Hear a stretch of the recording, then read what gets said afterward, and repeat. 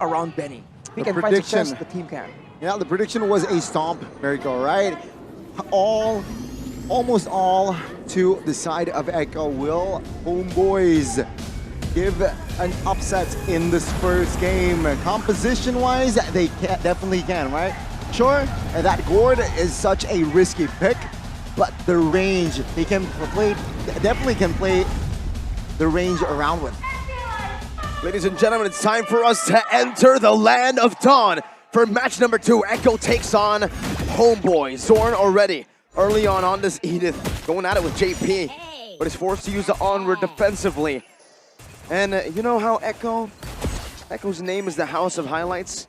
I think for some reason, I have a feeling that we're going to see a lot of highlights here from both these teams in this matchup. I think highlights are definitely going to be present, but I think the golden matchup is where it's at, especially for the late game. In the early game, though, that is a lot of damage. An onward, a Mystic Projectile as well, both connecting in Chibi. You can definitely see that base damage come forth in the first minute of the game. Super fast clear. He's already gone through both his buffs. That was a fast rotation, and seeing the composition, it does make sense, right? They can play this also. This mobility composition that they have perhaps in this early game especially. So with JP not having a flicker for this turtle, that's already a huge advantage on the neutral objective take for the side of HomeBois. Right, in the first fight though, the Cold Altar, or the Netherrealm, my mistake, against possibly a good combo with a penalty zone. We'll have to see, because Echo, they're putting a lot of emphasis on the top side, but the backup is coming. Kaltizi has to walk away from this, and that's actually going to be a good steal away. Warlord gets it. Meanwhile, in the bottom lane, as expected, this lane for Ryzel should be in his hands. A bit of an advantage. Meanwhile, first turtle going to spawn. Not yet slain, ladies and gentlemen. And you can see here already Fredrin is poking the turtle now. Setup-wise, Echo is also, they want to contest. Let's see if they can. Echo still has a bit more of an advantage when it comes to CC, and there it is. Sanford with a Petrify, even diving to the back. Warlord should be in a lot of trouble, but is able to flicker out. Meanwhile, there's another fight going in here. Sanji saves the day for a bit with another round, but Kaltizi here gets out for a wild subplot. Flickers forward, but gets knocked up instead. Now it's Chibi versus the world. It's still an outplay from Sanji. And Echo takes the dub early on in the first turtle fight. Sanford saving the day, and even now, Sanford finds a solo, technically. Wow, Sanford, earlier on, he distracts Gord, looking for the kill. Doesn't really get it, but it made Gord or Warlord recall. And without the Gord, Sanford can regroup with his team, provide the cover, and there you go. Echo grabbing 3 kills in an instant. The early game damage definitely comes from the mid lane, especially when you do have the Gord. Unfortunately, got caught in a weird 1v1 there. It is not ideal.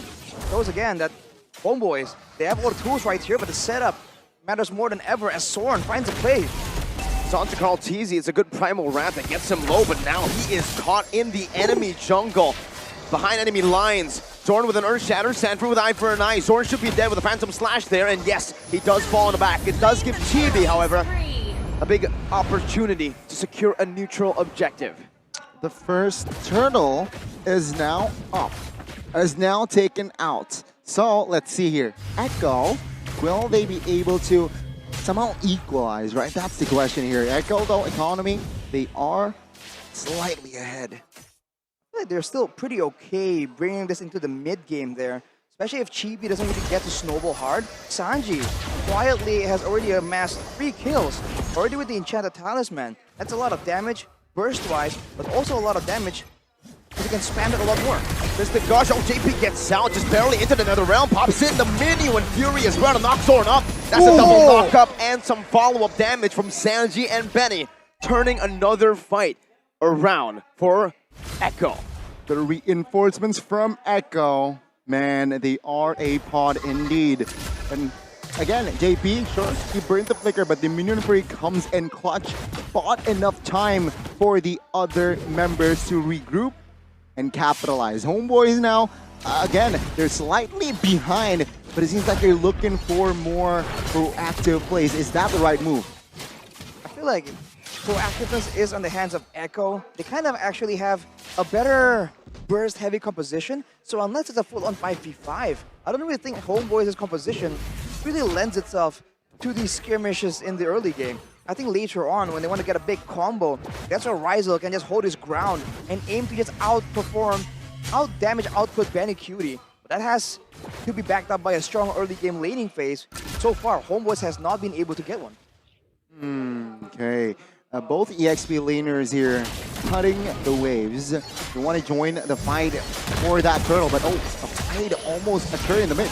Good stampede from Sanji, and Zorn just gets absolutely disintegrated. Even in the back, Sanford in the 1v1. Chibi, gets a solo kill there. But that was Sanji. NetherRealm a bit too late, and now the Mystic Gush connects onto Sanji, shutting him down. Warlord picks up the kill. Another kill on the board for HomeBois, but it's always traded in. It's never a one-sided trade this game. Echo, very good. If you want to call it a distraction, yes. But again, Sanford taken out a very good cover overall by HomeBois. Now, let's see the items here. Bruno, of course, will go for the Has Claws, but take a look at Charizla. Fury Hammer, and then going for the Dominance Ice early. So reduce the shielding and healing for sure. Paramis, Fredrin, Minotaur even. There's a lot of sustain built into the composition. And on the other side, Sanford going for the Hunter Strike, but going straight for some tankiness right here. I think he's attempting to do multiple roles. He might flank in the background, but he can actually have a huge presence in the mid-game teamfights using that Petrify if it's up. What's interesting is that the Gord went for the Ice Queens once first.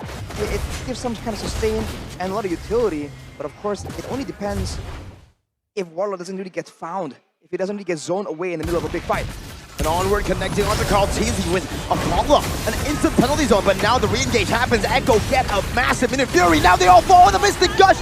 The laser's big. TB has to back away. Echo going very, very low. Meanwhile, Sanford in the back joining in with a flank as well. Ryzel looking for a big play. Picks up one, now dashing forward as well. Benny Cutie gets an outplay. Ryzel doesn't. And it's all Echo with a victory. Only Sanji falling. It's a 4-for-1, a disaster for the HomeBois. A lot of bodies already from the side of HomeBois, and Echo, they will establish a healthier lead now. Take a look at Karl'Tezi going for the purple buff as well, stealing that one. And man, HomeBois, they were fine 2 minutes ago.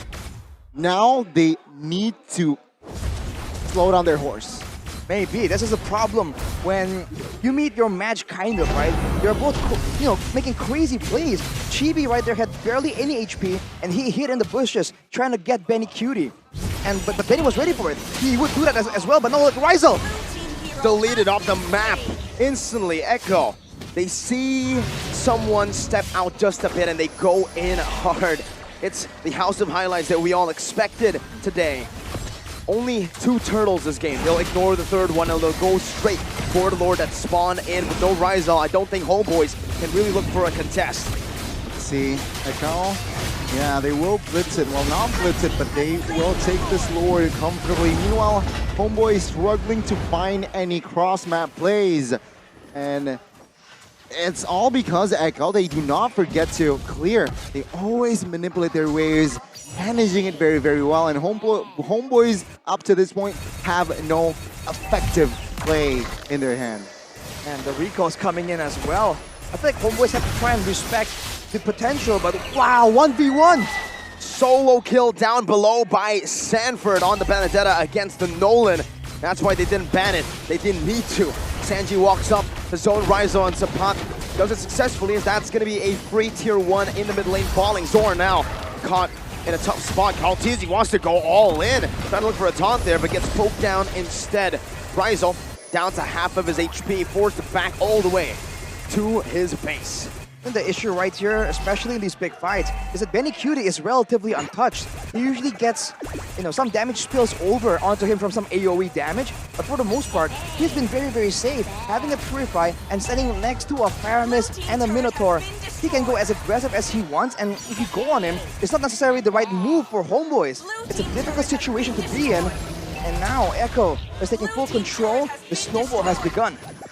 Ladies and gentlemen, that was the first Lord Echo will not be able to push until the base turret here. The passive still stands for HomeBois, and well, meanwhile the jungle though will not be safe for the side of HomeBois there. Oh, jungle invaded. Sanford against the world right now is able to evade. Sanji comes in clutch with another realm, and he gets out. Now it's a re-engaged Chibi falling to the Appraiser's wrath. What a now play by Echo as Benny Cutie now follows up to the team support with no flicker, cannot get away, gets knocked up and taken down by Carl Teasy, who picks up a double.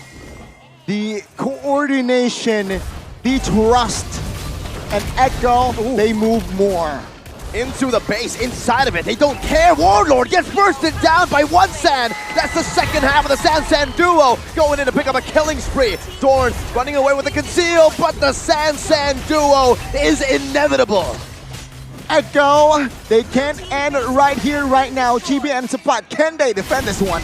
It's just Chibi right now, and he got deleted from the map, and now it's Sapat. He'll follow very, very soon with a base taken down.